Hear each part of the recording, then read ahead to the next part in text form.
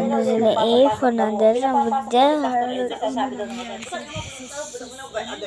So, dito kami sa kasalan kaya maingay dito. Si Mama, si Ninong, si Ninang.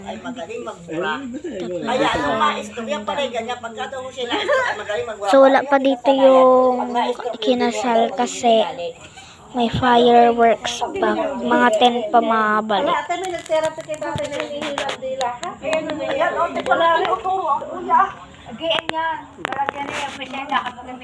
Oras na. Okay, 8 na. Dalawang oras na lang. Mga 10 kasi mapunta dito. Hi, Ninong. Hi.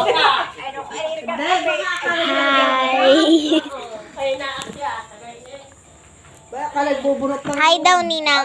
Magalit mo lang katabi. Pwede na ako sige, Marcelino para patuloy na siya. Ay, ina ko. Hindi ha.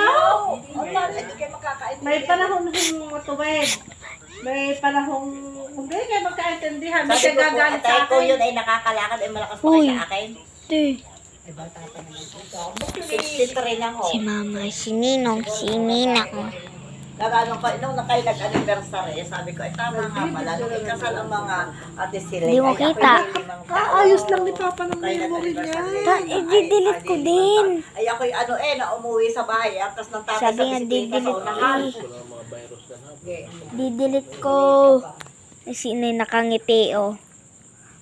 Bata pa nga naman. Sabi ko, ako'y lumaki na ang aking kasamang kapatid. Ako'y Tomas.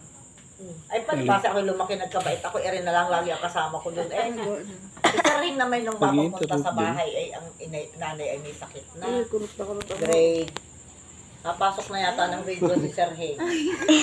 Nung mapupunta sa amin. Kasama ko doon. Ay, nung kasalan ho kayo ay kwan. Maliit pa yun. Oo, maliit pa. Sa ngayon ay ano, kung sa ko nasa mga ilay pa yun, pasulput-sulput lang sa amin. Ako, kapisan pa ng mga tiyan. Chad, nagpa-x-ray.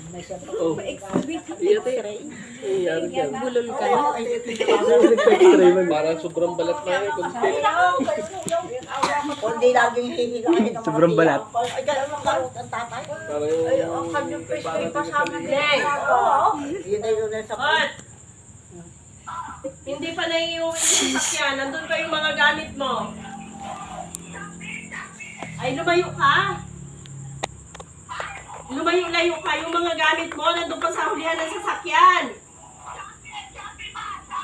Ay, lumayo ka nga. Ano ka na? Isa pa.